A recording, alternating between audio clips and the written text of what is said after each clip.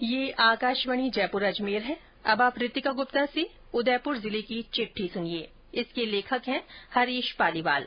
उदयपुर को आज वंदे भारत एक्सप्रेस की सौगात मिली है।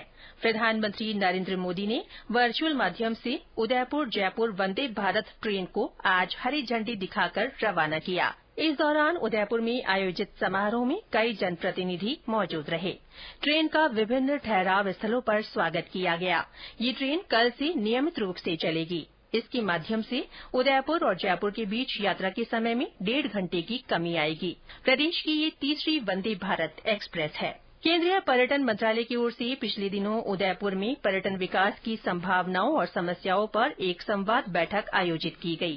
केंद्रीय पर्यटन और रक्षा राज्य मंत्री अजय भट्ट की अध्यक्षता में आयोजित हुई इस बैठक में होटल व्यवसायी, टूरिस्ट ट्रैवल्स एजेंसी संचालक, गाइड एसोसिएशन और पर्यटन विशेषज्ञों ने भाग लिया। बैठक में पर्यटन को लेकर महत्वपूर्ण सुझाव दिए गए। पर्यटन मंत्रालय उत्तर जोन के क्षेत्रीय निदेशक आर.के. सुमन ने जोन में किए जा रहे कामों और सरकार के नीतिगत निर्णयों की जानकारी दी। वहीं पर्यटन विभाग की उप निदेशक शिखा सक्सेना ने विभाग की ओर से किए गए प्रयासों से अवगत कराया। केंद्रीय राज्य मंत्री श्री भट्ट ने हितधारकों की ओर से दिए गए सुझावों का स्वागत किया। साथ ही हितधारकों की ओर से रखी गई समस्याओं का विभिन्न स्तर पर समाधान कराने के लिए हर संभव प्रयास का आश्वासन दिया।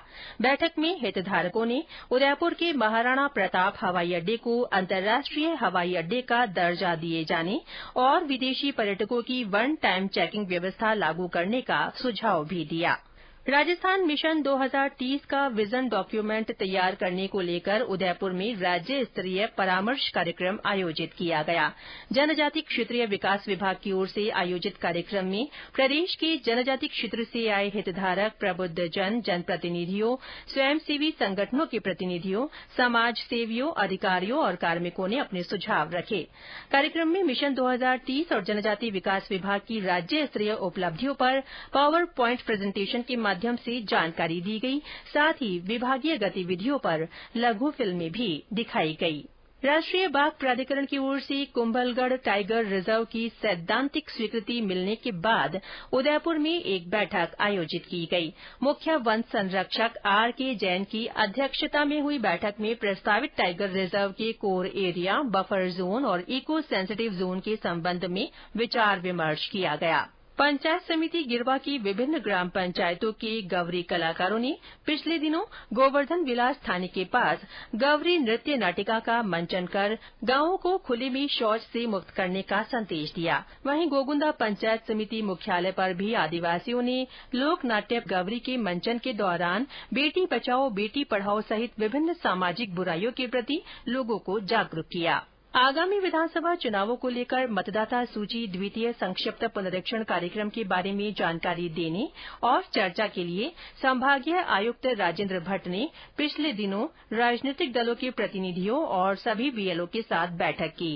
बैठक में राजसमंद और उदयपुर जिलों के राजनीतिक दलों के प्रतिनिधि और बीएलओ मौजूद रहे। श्री भट्ट ने सभी बीएलओ को मतदाता सूचियों का आयु वर्ग के अनुसार विश्लेषण करते हुए कमियां दूर करने के निर्देश दिए। पिछले दिनों राजकीय पॉलिटेक्निक महाविद्यालय में अभियंता दिवस समारोह पूर्वक मनाया गया।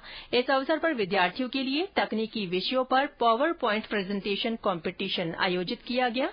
इस अवसर पर प्रधानाचार्य ने महान अभियंता डॉक्टर एम विश्वेश्वरैया के जीवन पर प्रकाश डाला और विद्यार्थियों का उत्साहवर्धन किया। पिछले दिनों आर.एन.टी. मेडिकल कॉलेज की ओर से 2 दिवसीय पेडन्यूट्रिकॉन 2023 कॉन्फ्रेंस आयोजित हुई।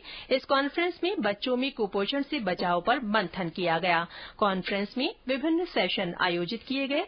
इसमें देश भर से आए विभिन्न पैनलिस्ट ने भाग लिया। पिछले दिनों हुई बारिश ने शहर की झीलों को लबालब बनाए रखा है। इसी कारण शहर में इस बार पर्यटन में बढ़ोतरी हुई है।